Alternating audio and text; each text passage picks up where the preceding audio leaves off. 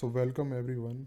सो आज मैं आपको बताऊंगा what is web 1.0, what is web 2.0 and what is web 3.0। तीनों में क्या क्या डिफरेंस है, वेब 0.10 में क्या था और वेब 2.0 में क्या हुआ और वेब 3.0 में अब क्या होने वाला है। ठीक है गाइस, अगर अभी तक आपने चैनल को सब्सक्राइब नहीं किया तो चैनल को सब्सक्राइब कर लीजिए सो दैट फ्यूचर में की वीडियोज़ के नोटिफिकेशन आपको मिलते रहें। ठीक है, तो चलिए स्टार्ट करते हैं।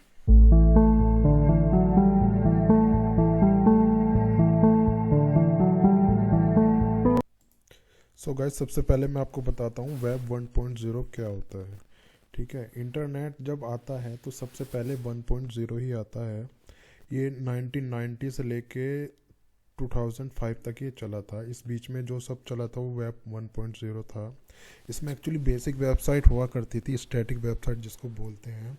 जस्ट आप इंफॉर्मेशन को रीड आप कर सकते थे।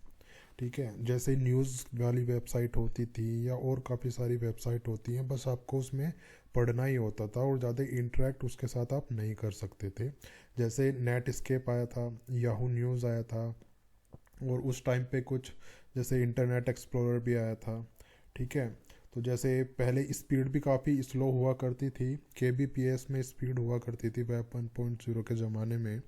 ठीक है, तो फ़ोटो भी आपने देखे होंगे बहुत स्लो लोड होते थे, और फ़ोटो भी कभी किसी किसी वेबसाइट में होती थी जहाँ पे ज़्यादा नीड होती थी वेबसाइट में, वहीं पे फ़ोटो लगाया जाता था उस टाइम पे। ठीक है, तो डेटा स्पीड काफ़ी लो हुआ करती थी एज़ कम्पेयर टू जो आज का टाइम है, उससे कंपेयर करें तो बहुत ज़्यादा उस टाइम पे स्लो हुआ करता था उस टाइम पे। ठीक है, तो ये सब उस टाइम पे हुआ करता था जब वेब वेब 1.0 था। ठीक है, अब बात करते हैं वेब 2.0 की। ठीक है, वेब 2.0 में जो आया है ये 2005 के आसपास आया है और चला है 2010 तक चला है। इसमें हम रीड भी कर सकते थे और राइट भी कर सकते थे। सपोज एग्जांपल मैं आपको देता हूँ, जैसे उस टाइम पे ओरकुट था। ठीक है, ओरकुट चैटिंग वगैरह के लिए यूज़ हुआ करता, तो चैटिंग क्या हम लिख के सेंड करते थे तो वो स्टोर भी होता था, रीड भी हम करते थे। ठीक है, इंटरेक्ट हम करने लगे थे, हम फॉर्म भी फिल करते थे, हम रजिस्ट्रेशन वगैरह भी करते थे, इंफॉर्मेशन हम सेंड भी करते थे, रिसीव भी करते थे। ठीक है, तो वेब 2.0 में वो सब होने लगा। कंटेंट क्रिएटर उस टाइम पे होने लगे, जैसे यूट्यूब का ज़माना आया। ठीक है, कंटेंट यूट्यूब पे ब्लॉगिंग भी होने लगा, यूट्यूब पे भी क्रिएशन होने लगे, एनिमेशन भी बनने लगे, गेम्स वगैरह भी बनने लगे। ठीक है, वीडियोस भी ट्रेंड में आने लगे। ठीक है, जैसे सोशल मीडिया साइट्स पे वीडियो देख रहे हो आप, यूट्यूब पे वीडियो, तो वो वेब 2.0 का ही पार्ट है। फेसबुक भी आया उस टाइम पे, गूगल भी आया, ट्विटर भी आया, इंस्टाग्राम भी आया। ठीक है, तो ये सारी चीज़ें वेब 2.0 में आई। ठीक है, जैसे एप्पल का ये ऐप स्टोर है, प्ले स्टोर गूगल का है। बट इनमें क्या था ना, इनमें जो प्रॉब्लम है मेजरली वो प्राइवेसी एंड पॉलिसी का बहुत बड़ा इशू हो रहा है। ठीक है, कंपनी जो चाहे वो वैसे अपनी प्राइवेसी पॉलिसी आपके लिए बना सकती है। ठीक है, आपका डेटा कैसे भी यूज़ कर सकती है। ठीक है, तो ये मेजर यही प्रॉब्लम है वेब 2.0 में। इंटरनेट की स्पीड की मैं बात करूँ, एमबीपीएस में आ जाता है, जीबीपीएस भी आते हैं कई जगह पे। ठीक है, तो इंटरनेट की स्पीड जो भी करंट चल रही है वेब 2.0 की वजह से ही ये सब चल रहा है। ठीक है, तो इसमें जो मेजर प्रॉब्लम आई है वो प्राइवेसी पॉलिसी और डेटा लीकेज को लेकर बहुत बड़ी प्रॉब्लम आई है, इसलिए वेब 3.0 उसी का ही सॉल्यूशन है।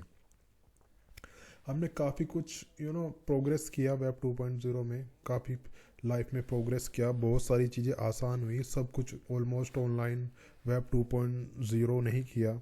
ठीक है, आजकल आप सरकारी कोई भी काम कराने जाते हो तो मोस्टली सब ऑनलाइन हो चुका है। ठीक है, तो सारा वेब 2.0 का ही कमाल है। अब आते हैं वेब 3.0 में। वेब 3.0 एक मेजर चेंज लेके आया है 2020 में। ठीक है, 2020 से आप मान सकते हो, 2020 से ही ये स्टार्ट हुआ है, लास्ट ईयर से।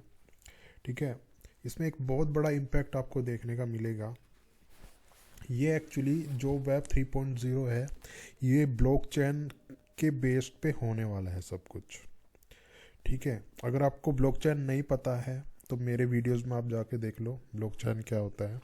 ठीक है, ब्लॉकचेन एक्चुअली जैसे एक इंफॉर्मेशन, फॉर एग्जांपल आपने यूट्यूब पे कोई वीडियो डाली, ठीक है, या यूट्यूब को छोड़ दो, आप फेसबुक, क्या है फेसबुक, आप कुछ भी उसमें पोस्ट कर रहे हो तो उसका ओनर फेसबुक है ओनली।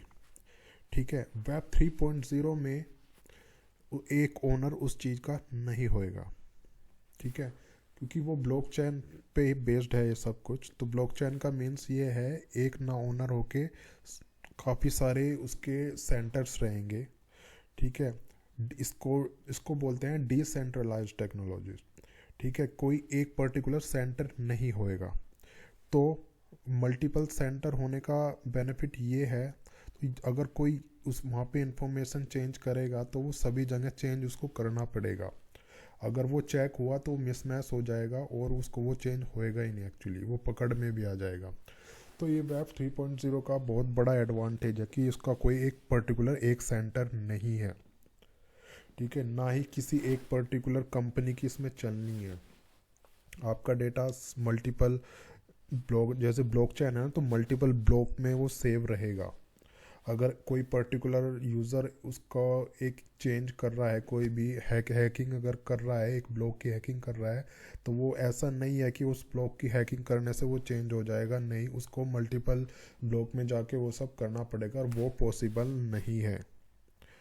ठीक है, तो इसमें वेब 3.0 में हमने देखा डिजिटल करेंसी, देखा NFT, देखा है नॉन फंजेबल टोकन है, मेटावर्स अगर आपको नहीं पता है वो भी वीडियोस में आप जाके मेरे देख लो।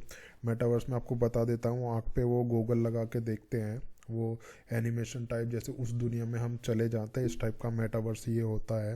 ये आने वाले आप 10 साल में देख सकते हो फुली, सब कुछ सारा कुछ इसी के थ्रू ये चलना है। फेसबुक ऑलरेडी इस पर काम कर रहा है।